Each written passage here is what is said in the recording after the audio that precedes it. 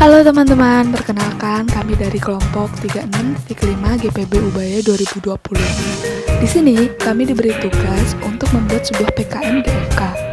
Dan kelompok kami memilih topik No Hunger dan judul meminimalisir tingkat kelaparan di Indonesia.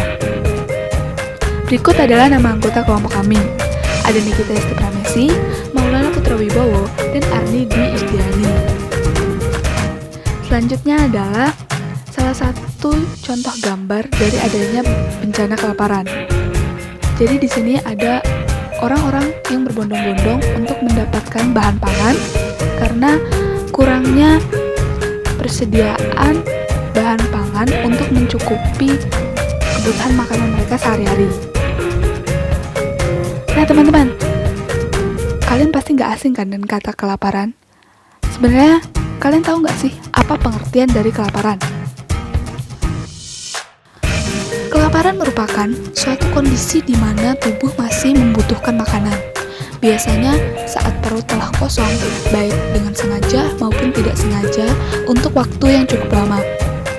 Kelaparan juga biasanya merujuk kepada kondisi kekurangan gizi yang dialami sekelompok orang dalam jumlah besar untuk jangka waktu yang relatif lama, karena kemiskinan, konflik politik, maupun kekeringan cuaca. Berikut data tingkat kelaparan di dunia.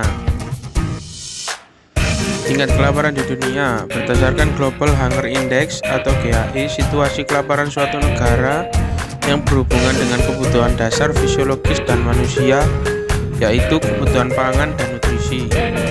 Indeks di bawah 9,9 poin menunjukkan kelaparan yang rendah. Indeks 10-19,9 level moderat, dan indeks 20-34,9 dalam level serius. Selanjutnya, indeks 35-49,9 dalam level mengkhawatirkan, dan di atas 50 sangat mengkhawatirkan. Menurut GHI, negara dengan tingkat kelaparan yang sangat mengkhawatirkan di dunia pada tahun 2019 yaitu Republik Afrika Tengah, karena di sana tingkat kelaparan mencapai 53,6. Yaman dengan indeks 45,9 dan Chad 44,2. Sedangkan negara paling makmur sejahtera adalah negara Belarus, Bosnia dan Herzegovina, serta Bulgaria dengan masing-masing indeks kurang dari 5. Selanjutnya, data tingkat kelaparan di Indonesia. Tingkat kelaparan di Indonesia. Selain di dunia, tingkat kelaparan di Indonesia berdasarkan Global Hunger Index atau GHI berada di peringkat ke-70 dari 117 negara dengan skor 20,1 yang masuk ke dalam kategori serius. Berdasarkan data tersebut, indeks kelaparan di Indonesia mengalami penurunan setiap tahunnya, mulai dari 25,8 pada tahun 2000, kemudian menjadi 26,8 di tahun 2005, dan turun lagi menjadi 24,9 di tahun 2010. Daerah tingkat kelaparan tinggi di Indonesia. Kelaparan di pedalaman Pulau Seram, Maluku Tengah. Mengapa terjadi bencana kelaparan di Indonesia? Yang pertama, karena perlambatan ekonomi. Perlambatan ekonomi dalam suatu negara dapat mengakibatkan menurunnya taraf hidup masyarakat karena berkurangnya pendapatan. Hal ini dapat menyebabkan ketidakmampuan masyarakat untuk memenuhi kebutuhan sehari-hari mereka, termasuk untuk mendapatkan makanan.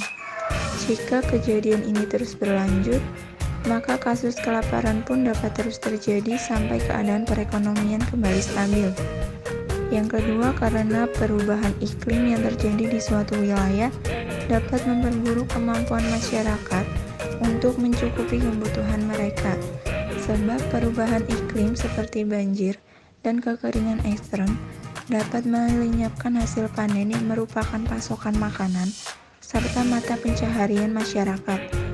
Perubahan iklim yang tak bisa diprediksi merupakan salah satu alasan terbesar kenapa kelaparan masih terjadi. Cara mengatasi: 1. Target tuntaskan kelaparan. target zero hunger atau tuntaskan kelaparan bisa menyelamatkan 3,1 juta anak dalam setahun. Yang kedua, selamatkan ibu dan bayi. Ibu yang memiliki gizi baik memiliki bayi yang lebih sehat dengan sistem kekebalan tubuh yang lebih kuat. Yang ketiga, tuntaskan gizi buruk. Usaha menuntaskan kelaparan bisa menghentikan kekurangan gizi anak dan dapat meningkatkan PDB negara berkembang sebesar 16,5%. Yang keempat, investasi. $1 yang diinvestasikan dalam pencegahan kelaparan dapat menghasilkan keuntungan antara USD 15 sampai 1.393. Yang kelima, berikan nutrisi yang tepat. Nutrisi yang tepat di awal kehidupan bisa meningkatkan 46% lebih banyak pendapatan seumur hidup. Yang keenam, tangani kekurangan zat besi.